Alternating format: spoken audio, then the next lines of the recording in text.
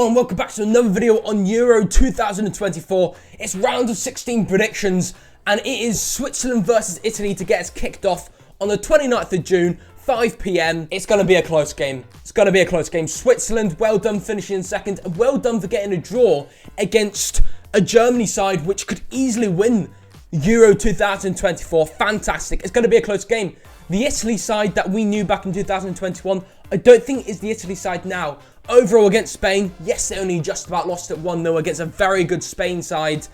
But overall, it could have been 2-3-0 on that game, and Italy don't look as good. They obviously do have some good world-class players, and in my opinion, they do have more quality than Switzerland, only by a bit, because Switzerland, they've got the likes of Fabian Kanji, which really did contribute into that Germany game defensively. Very nicely, Fabian Kanji. Fabian Schär, obviously, best defender for Newcastle this season, in my opinion. He's world-class. Akanji's world-class. They've got some good world-class players, Switzerland, and they did very well to finish in second and get a draw against Germany. So it's not going to be an easy game for Italy. And throughout the three games, Italy have kept their results quite tight. Could have easily lost it against Croatia, to be honest. Could have easily. It wasn't until the 98th minute where they managed to get an equaliser. And I'm only going to go for a 1-1 draw come the full-time whistle. So that means I'm saying it's going to go into extra time. And I feel like Italy has that slight edge overall in terms of individual talents, in my opinion.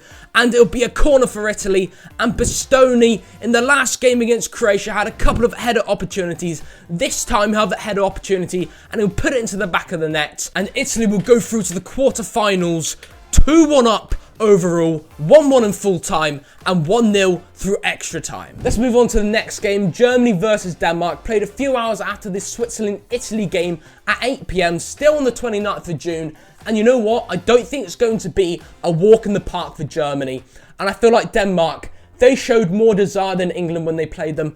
They had more energy, they had more fight, and they just looked better. The style of play of Denmark is just better than England. Denmark, in my opinion, deserved to top the group. They deserve to win that game against England. And coming into this game, I feel like it will be close. I feel like Denmark have a lot of quality coming into this tournament. And it won't be the walk in the park for Germany. But I feel like Germany are the better side. I think anyone can say that. And I think that will be the reason why Germany get through. And Germany are going to get through. I feel like Denmark, they don't have enough in the attack. I know they've got the likes of Rasmus Højlund, but I feel like he hasn't quite kicked off. I feel like he will get a goal though here. I feel like he'll kick off here. But that will be about all Denmark can get. They'll get a goal against Germany, and overall it will be 2-1 to Germany come the final whistle. Moving on to the next game, England versus Slovakia on a new day, 30th of June, 5 PM. Slovakia, obviously, bit of a surprise package getting to the round of 16. Beating Belgium to start things off was fantastic. Getting a clean sheet as well. Dubravka getting a clean sheet. Fantastic by Dubravka.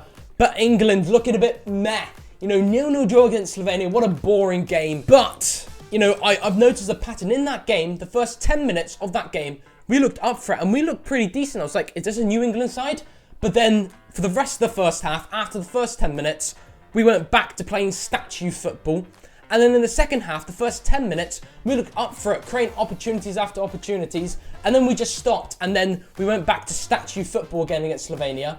But then near the end, we brought on this one man, this one beautiful man, which plays for an amazing club, Newcastle United right there. Anthony Gordon has to start. He straight away made an impact, and he made the pass, which made the greatest opportunity of that game for England. Right at the end, everything was turning around, and it was all because of Anthony Gordon. We need to start Anthony Gordon. It's my opinion. Let me know what you think down below, but I feel like Anthony Gordon could definitely help us to create more opportunities. But in this game, I feel like it's going to be a classic Gareth Southgate scoreline. It's going to be 1-1. It's going to be quite low scoring. It's going to be 1-1. It's going to go into extra time.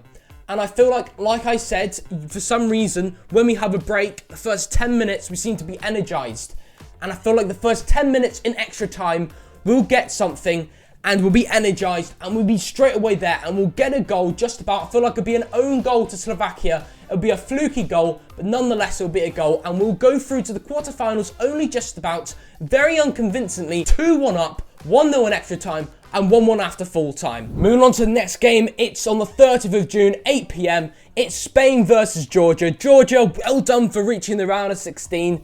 In my prediction video for the Euro group stages, I did predict Georgia to get to the round of 16 and play England, but instead they're playing Spain, which at the moment is probably a harder opponent. Spain, Great team. Absolutely great team. Undefeated in their last 3. Won every single one of their group stage games and getting a clean sheet in every single one of them. A great young side. Looking really, really good. Spain definitely going to win this.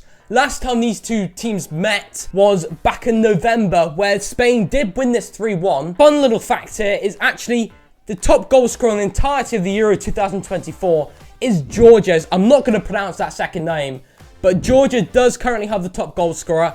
He is their penalty taker, so that does help. But it's fantastic to see a Georgian player as a top goal scorer and Georgia getting to the round of 16. But Spain are too good. Literally, they got a clean sheet in every single game. And I think it's going to be the exact repeat of what happened in November between these two sides. It's going to be 3-1 to Spain come the final whistle. And they're going to advance to the quarterfinals. Moving on to the next game. It's a whole new day. It's the 1st of July. It's 5 p.m. It's France versus Belgium. I cannot wait for this game. It's going to be a very exciting game. If you actually look at it, you compare France's results with England results in the group stages. They're actually the same results, just played in a bit of different order. But it is the same results as England. The difference is yes, France have been quite low scoring, is that France actually still plays exciting football and creates a lot of opportunities. Mbappe obviously did break his nose, which is huge, but he keeps on fighting. Despite him breaking his nose, he keeps on fighting, played against Poland, scored a penalty, and France still look pretty decent, although not as good as I thought they would do in the group. You know, I wasn't expecting them to finish in second, and I wasn't expecting Austria to finish in first. I don't think anyone was expecting Austria to finish in first specifically. France, they have drew a couple, and I don't really think they're convincing like they were in previous tournaments. But I still feel like they've got a very good chance of winning this game. Belgium obviously lost to Slovakia, but I was quite unlucky because they did get 2 disallowed goals, a handball and an offside. And you look at their attack, Jeremy Doku, he creates so many opportunities, so much pace and great dribbling attributes for the Belgium attack. It is absolutely fantastic. I say that, but he did kind of make Belgium lose against Slovakia by giving away the ball very easily. I don't know what he was trying to do there, but other than that, Doku is fantastic. They've got the likes of Kevin De Bruyne, Lukaku up front. Honestly, amazing. I think Belgium are going to score loads, and France are too good. They're also going to score loads. And yes, France have been quite low scoring, but now it's against Belgium, and I feel like it's going to be quite competitive, very high scoring. It's going to be 3-3 come the full-time whistle, but it's going to go into extra time, and it's going to stay goalless. It's going to stay goalless. It's going to go down to penalties. Could go either way, but I'm going to go France 4-3 on penalties to advance to the quarterfinals. Moving on to the next game. It's the 1st of July, but a bit further forward, 8 p.m. But it is Portugal versus Slovenia. I think Portugal got this one in the bag. They've got this one in the bag. Surely. I know Portugal did lose against Georgia, but that's probably because they changed the side massively. Cancelo wasn't in the team when they played Georgia. Bruno Fernandes wasn't in the team. Bernardo Silva wasn't in the team. And Ruben Diaz wasn't in the team. Those are 4 key players that wasn't in the team against Georgia. And Cristiano Ronaldo hadn't scored at all, but he has got an assist, and he did play all right in the first 2 games. But the 3rd game against Georgia, he didn't play fantastic. I can see why he was so frustrated coming off the pitch. I mean, that was a shambles of a performance, losing to Georgia of all teams.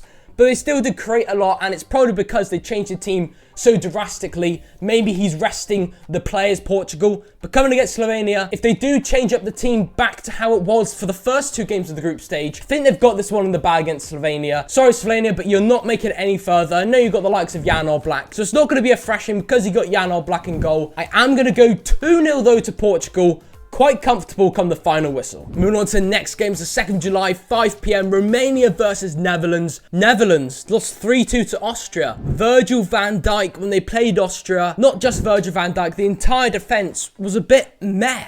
And I would say that's probably the best part of Netherlands. I really, really like their defence. Obviously, that's probably an off game for Virgil van Dijk. Because he's so world class, he'll have maybe had a slightly off game, but he will straight away come back into it with a good game. And Netherlands, I think, are going to win this. I think overall they are the better side. I know Romania did top their group, but look at the points.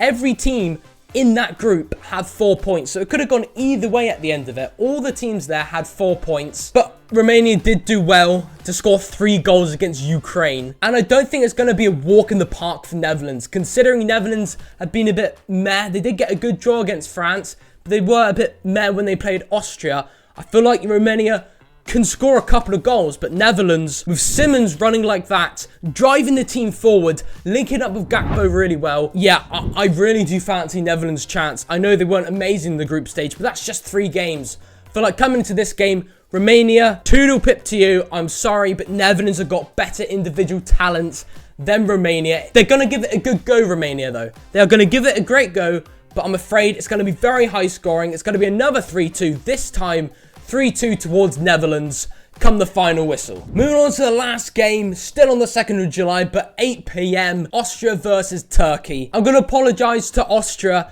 as I did actually put them in 4th in my group stage ranking predictions. I put them in 4th, and instead, they did fantastic. They finished in 1st.